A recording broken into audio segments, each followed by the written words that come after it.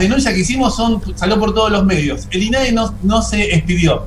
Eso, ¿sabes qué significa? Una actitud política.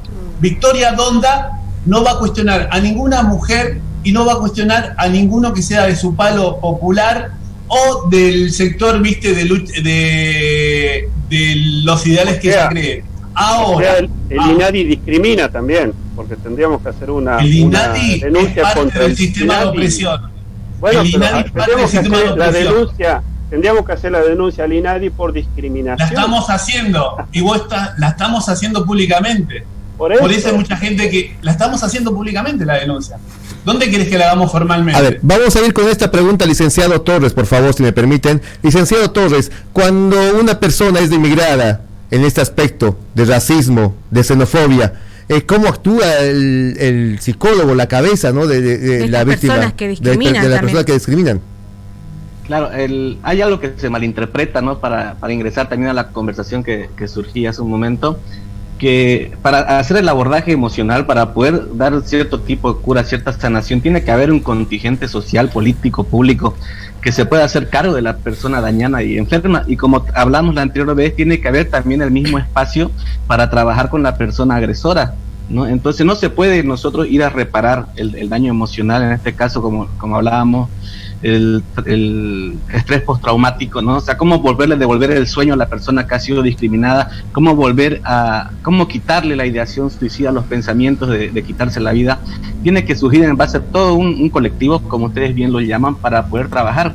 Yo no puedo trabajar 6 meses en consulta, en aislamiento, porque la persona obviamente está censurada a salir, no es que está prohibida, pero ella misma se censura a salir por el miedo, por la fobia, por temer ser agredida otra vez, o que alguien de las personas que la apoyan sea agredido, porque no olvidemos que cuando hay xenofobia, cuando hay este tipo de alteraciones de grupos sociales, siempre hay el bando 1, el bando 2, y a veces se forma el bando 3 y el bando 4, en donde todos se confrontan. Y entonces, como bien decían hace un momento, hay que hacer una integración. Todos tienen que luchar en el mismo sentido. Puede ser que a algunos u otros no nos guste la forma como se está jugando el partido, pero si va encaminado hacia la victoria, pues no nos queda más que pasarle la pelota. Y en este sentido, cuando se trabaja con una persona agredida y nos dicen, ok, es momento de ir a declarar, no se la puede mandar toda rota emocionalmente, no se la puede mandar toda desfasada de su cognición, de su estatus mental, de su estabilidad emocional, porque puede ser que la declaración no vaya bien en función a los términos jurídicos o políticos, ¿no? Porque no olvidemos que la justicia, al menos aquí en Latinoamérica, no sé si me pueden dar fe y razón de lo que está pasando en Argentina, pero tiene un color político, ¿no? Entonces hay que hacer ciertas jugadas estratégicas en las que se vele por el interesado, para que pueda reinsertarse socialmente, en este caso del adolescente, para que pueda volver a incluirse en la escolaridad, porque es un gran aprendizaje si logramos hacer esto, si se logra hacer esto, ya yo involucrándome como una persona que quiere poner de su parte, que se vuelva a retomar las actividades naturales de un adolescente para que concluya sus estudios, y más adelante él se vuelve el mensaje de que sí se puede vencer la xenofobia a través de la inclusión cultural, del compartir su historia, de que sí tuvo apoyo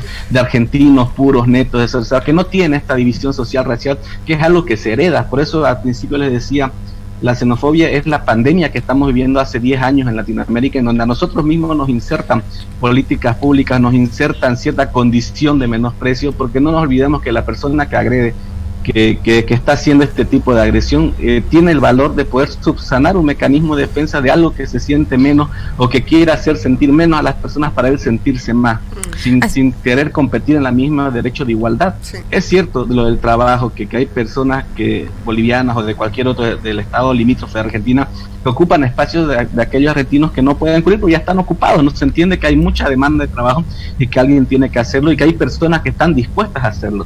Otra brecha gran importante es que estas personas radican ahí y se reproducen, pues fundan familia, fundan empresa, a la cual obviamente dan la mano con aquellas personas que empatizan, ¿no? Porque no olvidemos que la selección de personal, el proceso complejo de sacar una convocatoria de selección de personal, incluye también a veces seleccionar por ciertas características físicas, culturales, ideológicas, para poder ocupar un cargo, especialmente si es un cargo de alto jerárquico. Bien, entonces, para poder alentar a las personas que sigan conversando el tema, yo creo que es necesario que apuntemos todos al mismo camino. Si hay una persona afectada, pues creemos las asociaciones, creemos los colectivos necesarios para que una persona en su variedad pueda poder ser sacada de esta condición de vulnerabilidad, no importa si es un consultorio, no importa si es un escenario jurídico, no importa si es una asociación, pero que sí todos trabajemos en equipo.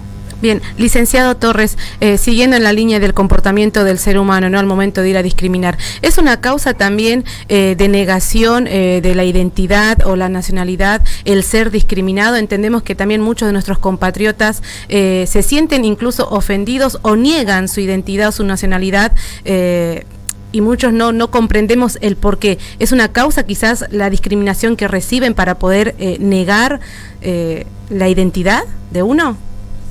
Hay un estudio en el 2008 en Argentina, estaba revisando documentos, y la mayor cantidad de seres discriminadores son los propios hijos de extranjeros, ¿no?, en que niegan su identidad, pero es porque no se les ha construido en etapa de desarrollo una identidad propia. Entonces, como no saben cuál jugar, cuál identidad mostrar o sentirse orgullosos de uno, de X o Y o Z motivos de dentro de sus raíces, ellos optan por aquello que consideran la identidad cultural más fuerte, pero incluye mencionando la fortaleza sobre otras personas, ¿no? Quizás la fortaleza propia para sacar orgullo, para sacar ciertas condiciones que lo puedan hacer un ser social competente y no hacer un ser social abusivo, ¿no? Hay que dejar esa división de conceptos. Entonces, sí es cierto que lo niegan, pero es porque los padres mismos, quizás en el afán de crecer económicamente, insertarse socialmente, olvidan transmitirles sus culturas y olvidan también, como hablábamos la vez pasada, insertarse en la sociedad.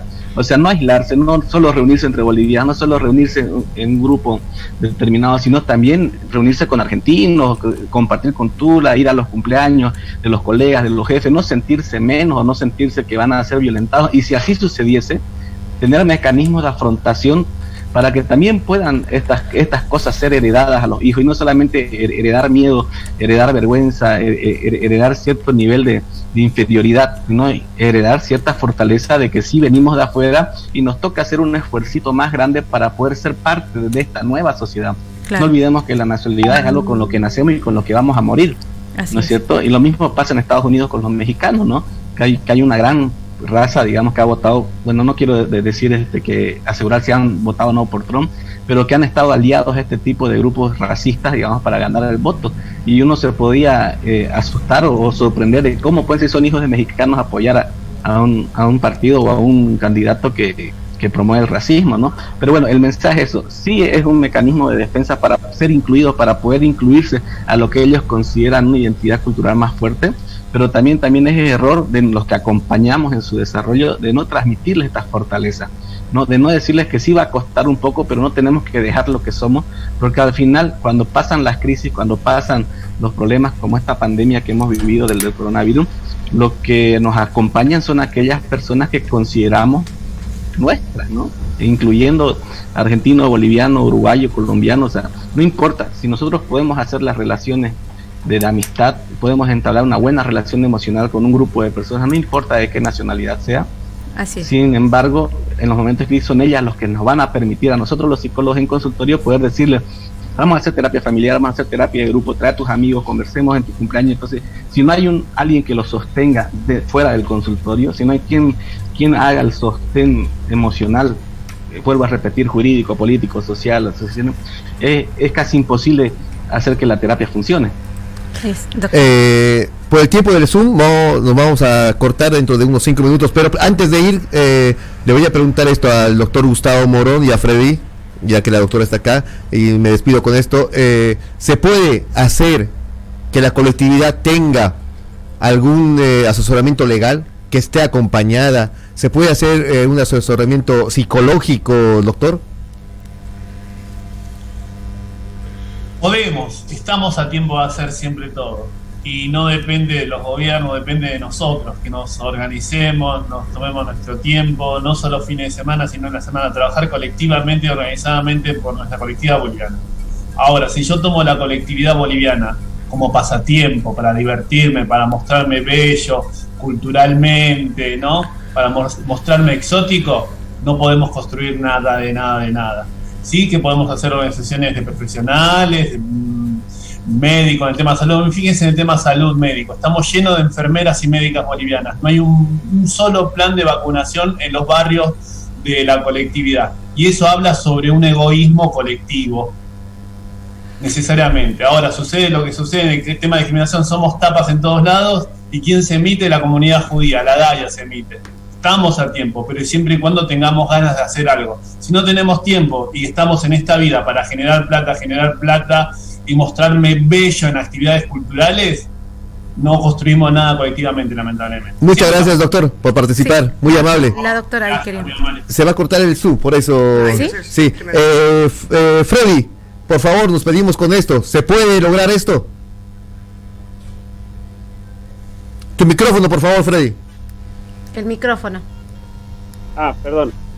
Sí, lo que pasa que de parte de Gustavo y de la doctora Zulema también tiene que haber concientización en la población de que se puede ir y reclamar a la justicia, al INADI y todo eso. Esa es la inercia que tiene que haber en la sociedad boliviana para poder reclamar por sus derechos. Si nosotros no sabemos cómo reclamar nuestros derechos, nunca vamos a saber reclamar en sí lo que nosotros estamos sufriendo. No, eso no va a saber nadie. Entonces lo que nosotros tenemos que ver es que si hay formación política también tiene que haber formación legal de parte de nuestros letrados. Eso también le pido a ellos, ¿no? Muchas gracias, Freddy, por participar. Y licenciado Torres, muchas gracias por estar y gracias por darnos esa mirada también. De nada, un gusto participar y me encanta que haya caminos de pacificación, de esperanza en estos grupos. Muchas gracias, Gustavo, Freddy. Estaremos en una próxima oportunidad y muchas gracias por que seamos todos, ¿no? Que demos nuestro repudio a estos actos de discriminación. Seguro, saludos. Muy amable. Doctora Zulema. Bueno, sí, yo creo que es importante hacerlas, porque las denuncias se las pueden hacer en forma colectiva, y yo creo que Gustavo se refería a eso, ¿no? Uh-huh. De que no hay una representación de la colectividad boliviana que diga por qué se dice bolivianos tal, bolivianos cual. No existe, porque estamos desorganizados los bolivianos, no estamos unidos. No tenemos una organización fuerte como lo tienen, por ejemplo, los judíos. Exactamente. Lamentablemente, eso es desde hace años que tratamos de organizarnos, pero siempre nos quedamos en el camino. Uh-huh. Nunca llegamos a tener una organización genuina de los bolivianos que reclame por nuestros derechos de los bolivianos, y cuando hayan estos hechos de discriminación se haga una presentación conjunta, colectiva por todos, ¿no? Y somos una gran mayoría de la población, ¿no? Somos después de Paraguay estamos nosotros los bolivianos, somos muchísimos. Ahora, las denuncias individuales sí se las hacen, pero también hay que tomar en cuenta que INADI es una institución que debe combatir la discriminación y la xenofobia, pero no existen políticas públicas de parte del gobierno. No existe, por ejemplo, avisos en los hospitales que usted que viene de Bolivia, de Paraguay, puede ser atendido con su documento de país de origen. No existe, porque eso debía existir.